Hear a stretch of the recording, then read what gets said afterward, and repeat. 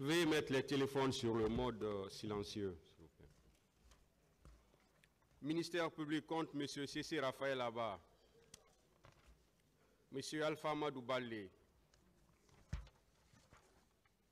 M. Marcel Guilavogui, M. Claude Pivi, M. Moussa Kiegboro Kamara, M. Ibrahim Kamara Di Kalonzo, M. Aboubakar Gakite Di Toumba, M. Blaise Goumou, M. Moussa Dadis Kamara, M. Mamadou Aliou Keita, M. Abdoulaye Sherif Diaby, M. Paul Mansa Guilavogui. Les partis civils sont M. Ouri Bailoba, Mme Aïssatou Bari et plusieurs autres. La Fédération internationale des ligues des droits de l'homme, FIDH, l'Organisation guinéenne de défense des droits de l'homme et du citoyen, OGDH, l'Association des parents, victimes et amis du 28 septembre 2009, AVIPA. Monsieur Moussa Dadis Kamara, venez à la barre.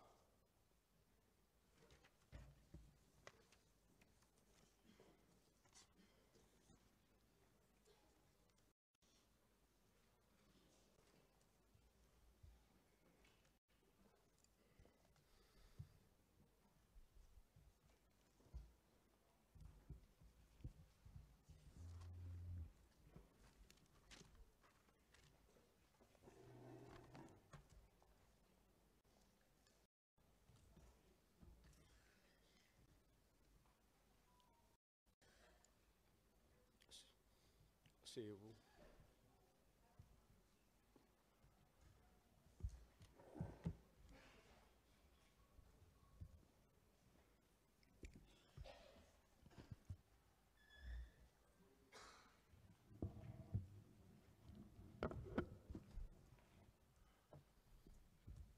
J'espère que vous allez bien aujourd'hui, Oui, Kamara.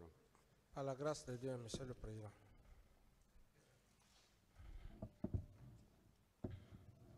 Dès que vous sentirez que ça ne va pas informer le tribunal, Ok. vous pouvez répondre par oui ou non aux questions ou dire simplement que vous ne répondez pas et en ce moment le tribunal appréciera.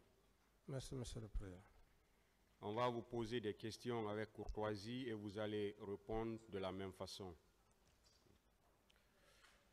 Le ministère public avait la parole pour ces questions.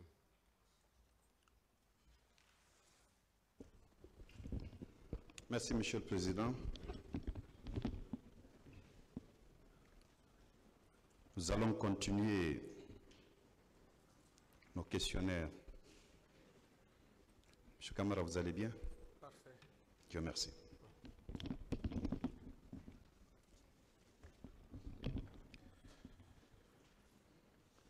Alors,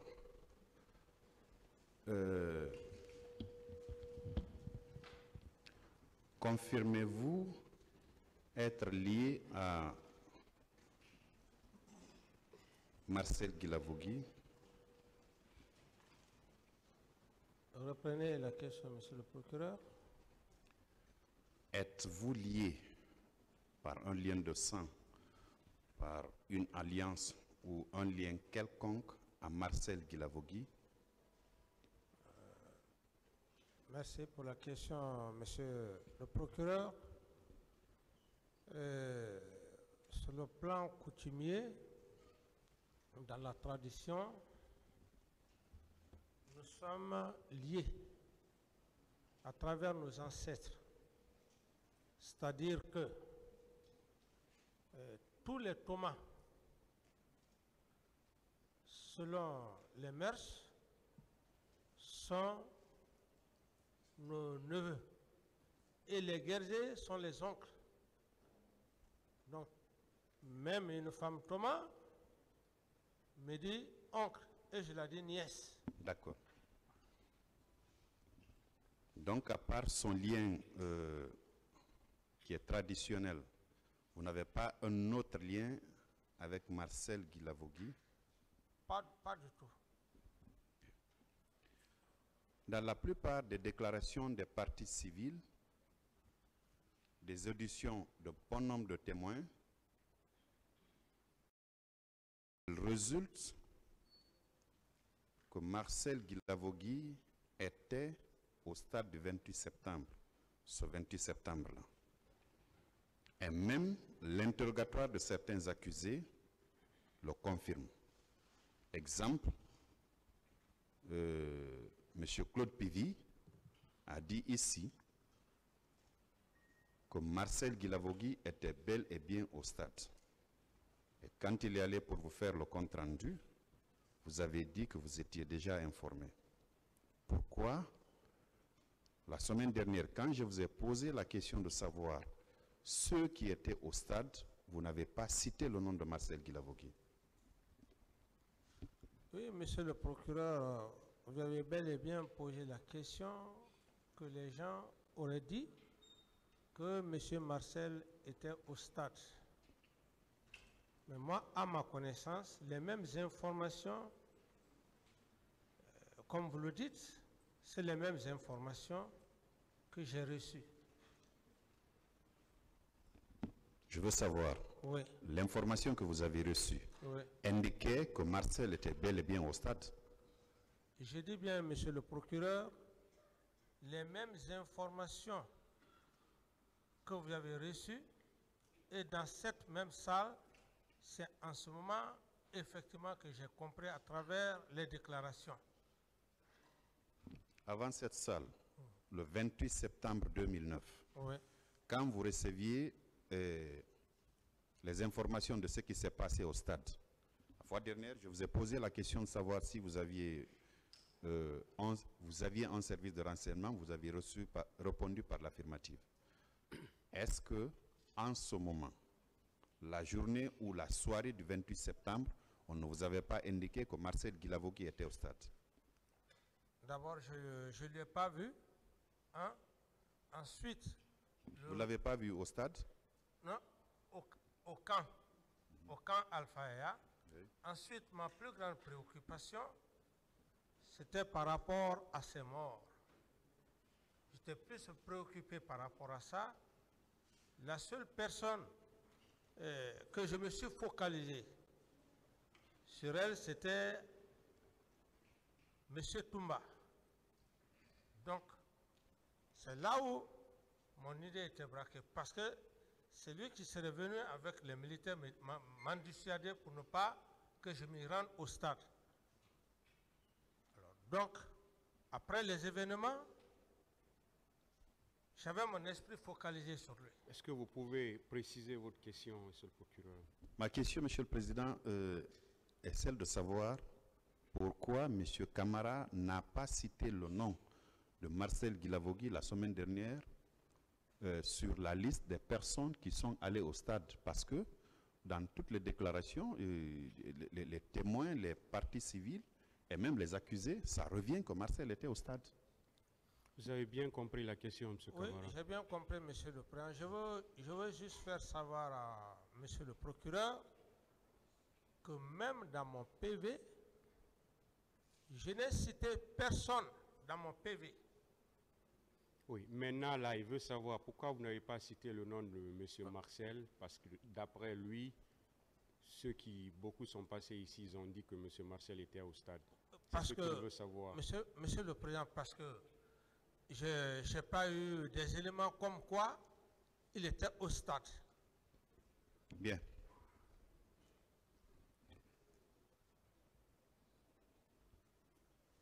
Avez-vous connu M. Jean-Marie Doré? Parfaitement, oui. C'était un homme d'État, n'est-ce pas? Je le connais parfaitement. C'était un homme d'État, n'est-ce pas? Bien sûr, oui. Bien. Je suppose que vous aviez, à l'image de beaucoup de Guinéens, confiance en lui. Que? J'ai dit, je suppose qu'à l'image de beaucoup de Guinéens, vous aviez confiance en cet homme. Bon, la confiance, pas aussi de façon absolue. Pas aussi de façon absolue. Et surtout que nous sommes devant un tribunal criminel, je ne peux pas d'emblée dire que j'ai une confiance absolue. C'est en fonction de la situation posée. Bien. M. Jean-Marie Doré était au stade, à l'instar de beaucoup d'autres leaders politiques. Il avait été entendu par le pool des juges d'instruction. Son audition, puisque c'est une partie civile, date du 4 avril 2011. Il était 10 heures quand il se présentait devant le pool des juges d'instruction. C'est la cote 964 pour vos conseils. Je vais vous lire ce que M. Jean-Marie avait dit en substance devant ces juges. À la page 2, il dit ceci.